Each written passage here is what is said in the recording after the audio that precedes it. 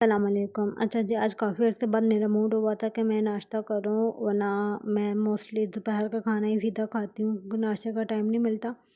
10-11 بجے اٹھ کر تو گھر کے کام ہی شروع ہو جاتے ہیں کیونکہ ہسبینڈ کے آنے سے پہلے سارے کام ختم کرنے ہوتے ہیں، تو اس ٹائم پھر اتنا ٹائم نہیں ہوتا کہ ناشتے کے لیے ٹائم نکال لیں، سیدھا کھانے کی طرف ہی دھیان جاتا ہے۔ تو آج موڈ تھا کہ میں ناشتہ کروں۔ ناشتے میں پراٹھا بنایا تھا، ساتھ میں نے پیاز والا آملیٹ بنایا تھا۔ یہ موسٹلی گھروں میں بنایا جاتا ہے، جب کچھ ہانڈی نہیں بنتی تو یہی سب سے ایزی ریسیپی ہوتی ہے کہ یہ بنا لی جائے۔ شادی سے پہلے بھی جب کچھ بنانے کا موڈ نہیں ہوتا تھا تو ماما یہی بنا دیتی تھیں۔ شادی کے بعد بھی ہسبینڈ کو میرے بہت پسند ہے یہ والا آملیٹ۔ شادی کے بعد تو اکثر ناشتے میں یہی بناتی ہوں کہ ہسبینڈ بھی ایزیلی کھا لیتے ہیں، اور پھر زیادہ یہ بھی نہیں ہوتا کہ ان کو پسند آئے گا کوئی ناشتہ، یعنی کیونکہ وہ کسی بھی معاملے میں چوزی نہیں ہے، لیکن وہ بتاتے نہیں ہیں، لیکن ان کو مجھے پتا ہے کہ ان کو کیا چیز اچھی لگتی ہے اور کیا نہیں،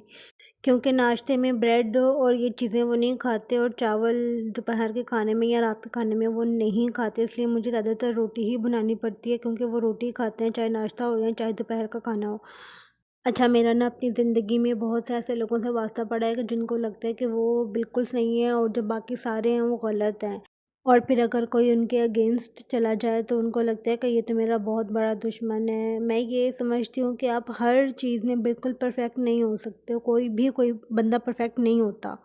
اور پھر کچھ لوگ ایسے بھی ہوتے ہیں جو کہتے ہیں جی آپ یہ کام رہنے دو یا میں کر دیتا ہوں، اور پھر بعد میں لوگوں کو کہتے ہیں کہ یہ تو کچھ کرتا ہی نہیں ہے، سارے کام میں کرتا ہوں، ایسے پورٹرے کرواتے ہیں کہ جیسے انہوں نے بہت ڈھیل دی ہوئی ہے، ان کے اوپر کسی چیز کی سختی نہیں ہے، لیکن یہ ایک نارسسسٹ قسم کا کیس ہوتا ہے کہ آپ خود کو مظلوم ثابت کرو، اگلے کو ظالم ثابت کرو، اور پھر یہ کہو کہ جی سارے ظلم آپ کے ساتھ ہی ہوتے ہیں، پورا زمانہ آپ کے خلاف ہے۔ جب آپ کوئی کام کرتے ہو یا کوئی غلط بات کرتے ہو تو پھر اگلا بندہ جب اس پہ ریئیکٹ کرتا ہے تو آپ کو لگتا ہے کہ جی اس بندے نے بہت برا ریئیکٹ کیا ہے یا میرے ساتھ ایسے بولا یا ویسے بولا۔ سب سے پہلے آپ کو اپنے ایکشنز دیکھنا چاہیے کہ آپ نے کیا کیا اور اگلے بندے نے اس کا کیا ریئیکٹ کیا ہے۔